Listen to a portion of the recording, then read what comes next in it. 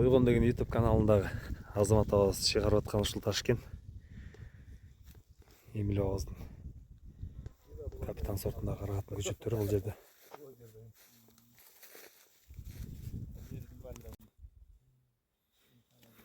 Капитан сортундагы карагаттын ушундай жакшы сорттун жалбырагы ушундай болот да. Азыр эмги десип тергеп коюшат сорттун атын. Ар жакта карачы көл чалкып жаткан.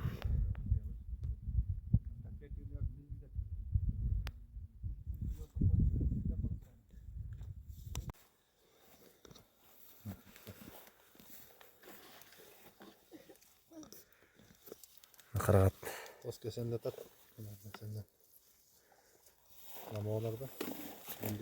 Күнгө карасаңыздар мына куулуп турат.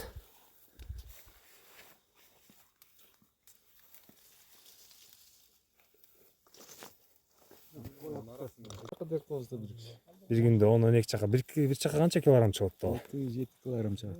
6-7 килограмм, э? Салмактуу экен, э?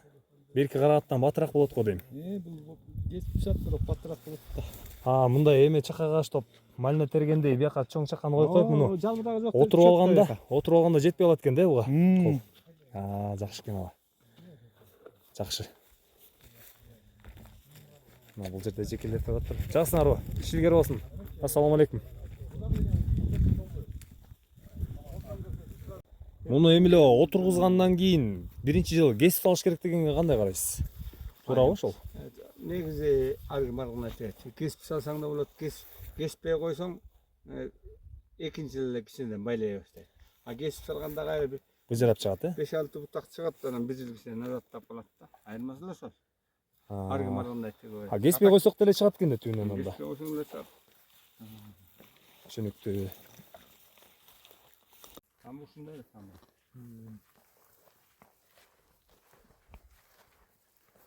Жакшы бияка.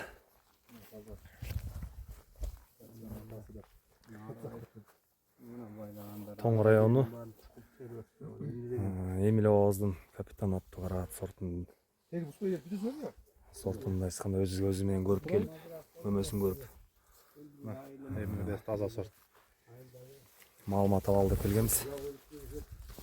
Бул жерде капитан сортунун айтканда бул Эмиль абаздын атасы деп койсок болот экен. Көлгө ушул абаз алып келген экен учурунда. Көп жыл болду дейт өзүнүн айтымында. Жок, баарын алган жокмун, арасында өлүп калгандарынан алып келгем азаматтан. Анан мына булар да кайра кесип салган тиген менен кошо. Анан бул 2 жыл болду кайра дүкүйбөкмүн. Тамыры күчтүү. Ушундай кармап койсо, бул өскөндө жакшы болот экен да, кийинкисине. Жерге самсалабай, өйдөрөөк болуп. Мындай кармап койсо бул эң оңойдагы, бюджетный да вариант экен. Мына мен нарыгы мына. Капельнеби? Капельный орошение боюнча. Капельный деп коем. Эмиль абаздын айтуусунда. Анан капельный музык кичинекей эмес. Анан мисалы үчүн могу эменин карагатты калыш кете албайт эми. Мисалы алманыкы тет жака кетет, бияка чейин чабышат. Капельный менен мындай чоңойгондо бул суу достаточно бере алышы мүмкүнбү Эмиль аба? Мисалы үчүн толук кандуу капельный мененчи мисалы. Мисалы үчүн могу сугара алышыбыз мүмкүнбү? Карагатка деле тамыры чоңойгондон анан капельныйын момчалла жер диаметри баягы нум менен кетет. Мисалы үчүн алма өрүктөр чоңойгондон мисалы үчүн мунун тамыры тиги солго кетет, тигин сандан. Анан могу жерде балека тишеу капельный. Эми колдон келсе мындай эле суу бир капельный деген сууга эконом болот. Мисалы жанагы малина, клубника анан атасы болгону мынчалык момчалла тамыр. Сугат учурунда суу кенен жерлерде эле очередь болуп калат экен да. Анан бул баасын 340ка чыкты. Кетире келе териш керек экен муну. Эмне бул баасы канча жылдан бери ушундай 340 менен кармап келатат бул? Же жылдан жылга көтөрүлүп атабы? Бул базарда. Анан сен ашпуртуң 30 сом, 20 сом, өрүгүң ошондо өтпөй, ошол сыяктуу. Бир жылы 50 сом болуп калат, бир жылы 20 сом болуп калат. Бул үшүккө туруктуу эле болот экенби? Жазда мисалы үчүн кээде үшүк чалып кетсе, мындай чаңдашкан негизи учурда. бул жаратылыштан качып құтылыш қымбат. ооба Бирок мөндүрдөн эч нерсең качып құтыла албайсың. ооба Мисалы үчүн мөндүр урганда алмаңды да сата албайсың, абрикосуңду да сата албайсың, ашпуртуңду да сата албайсың. туура туура айтасыз. Алса бир 10 сом. Анан муну бир 3-4 жолу мөндүр урду го.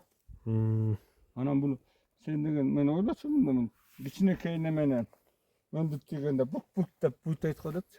Октой эле тиет экен. Анан могу эмелер үзө чабат экен. Аты мөндүр тийгендечи.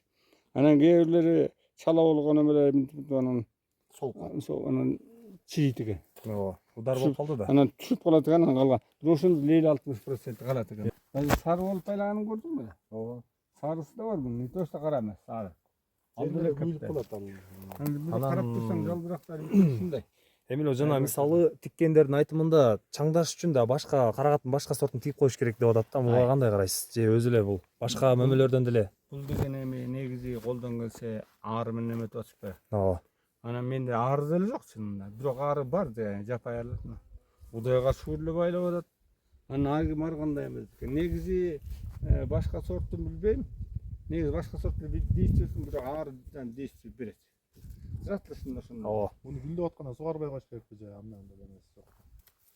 Мен гүлдөп атканда сугарбай аткан суум да жок, болгон суу менен сугара берем. Эме. Мына могу салып коюңуз, шлангын. Успеть этишине керек. Шлангын баштап берем, арык деле жок да. Митчи поппам. Жаз могу ичине жетпей алат деген коппогон турган. Шлангын менен мына момун эле баш. суу тартыш болгондуктан ушундай шланген эле тияка салып коет экен. Эмиле алабыз. Мына алып тосто. Мына карабыз, билеген алып тосто. Аркайган алып тосто. Анан муну деген түйүнөн кесип салып аткан. Түйүнөн кесип салып. Анан кийинки улар мен түйүнөн кесип каптап бир стойка даяр болуп калса, тетип төрт согот атпайм да. Анан ошого карап калды. А көпчүлүгү таң муну түйүнүнө кесип албайт. Мен ошо видеодон көрүп эле туура түшүндүм. Ушуну атайын калтырган экен үстүнөн депчи. Бир стойкасы даяр болгондон мисалы мен төрт согот атпайм деген. Какпай койсоң деле болот. Үчтө отуруп турсаң ара үчтө кетет. Негизи экиден кеп отуруп баштайт. Бизде отуруп ичке болуп калат. Негизи месине караганда эле 3төн 4кө чейин отуруп атпайбы? ооба Ошондой. Анан бул жанагы балапандап чыгат азыр мына арасынан бурулуп чыгат. Мына момунда көбүрөөк чыгат балап. Мына момунда чыгырап эле жакшы эле чыгат. Анан кээ биринен чыга албай турат. А бирок акыры чыгат. Чыга албай тургандары кайсы? Мына момундан боштук бар.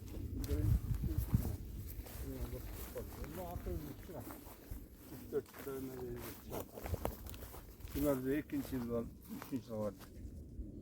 Бияк жактын күнү бияктан чыгат экен, таң атып атканда. Biyağını koldan geçti, tuttum мына отургузганга суроодо отургузганга кара кыкка отургузуш керек чиркен кыкка деген туура элеби? Анан же күйгүзүп иши да мүмкүнбү көбүрөөк болсо? Деген кырк, жаңы кырктан балекет кылсаң да бири сыйт. Ооба. Бири сыгандан кийин эзели сыбайт. Жана күйгүзүлгөн ошол да мисалы мону жаңы салып туруп тамырын эметип салып атпайбы? Анан бул 41 сыйт, ысыганда ошо күйүп кетти деген ошол. А так бири ысыгандан белек муну деген мисалы үчүн мен эме тип коем, жаңы болсочу. Темирди митте калып туруп анан тамырын топ жобосо, темир эме тамырын топурак менен көм. Анан калганы салып бизде дагы бул эски кыкпы, жаңы кыкпы, анан жанагы тамырына салып атышпайбы жаңы, күйүп кеткен ошол. Күйгөндө ошо ысыйт дагы, анан ошондон эметет. Ошо? Билем, амафосчу, амафос. Кандай? Бул эме химика. Ай, бул эме да.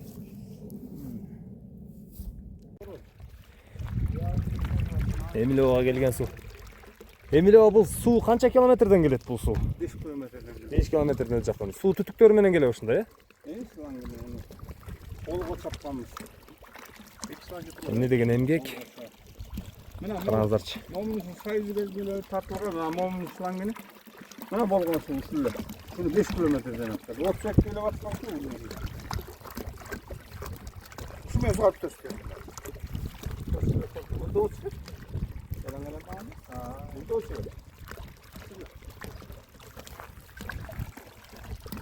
Булардан бочкаларга барат экен. Бочкадан арынан